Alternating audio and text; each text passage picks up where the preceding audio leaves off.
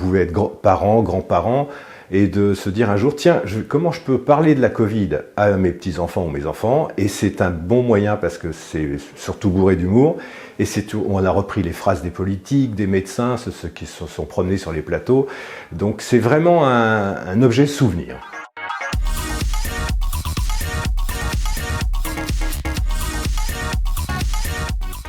La santé a toujours été un domaine de prédilection à travers les piges pour lesquelles j'ai travaillé. Je suis vraiment entouré de médecins et donc c'est vrai que je m'intéresse à la médecine en général et j'avais un grand-père qui était endocrino. Par désespoir en général, beaucoup de dépressifs dans ce métier. Non, mais je plaisante, c'est vrai que caricaturiste, non, c'est l'envie de faire rire les autres.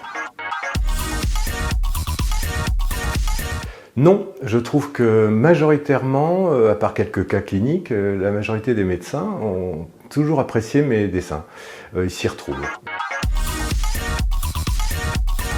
Alors, cette magnifique BD que vous pouvez voir là maintenant est un album qui va traiter de la gestion de la Covid en France, qui a eu ses particularités, on va dire une forme d'absurdie, un démarrage difficile, et ce qui peut se comprendre. Et l'idée n'était pas de faire un album qui soit sinistre et qui va parler du nombre de morts. Tout le monde est au courant, tout le monde a été touché plus ou moins directement.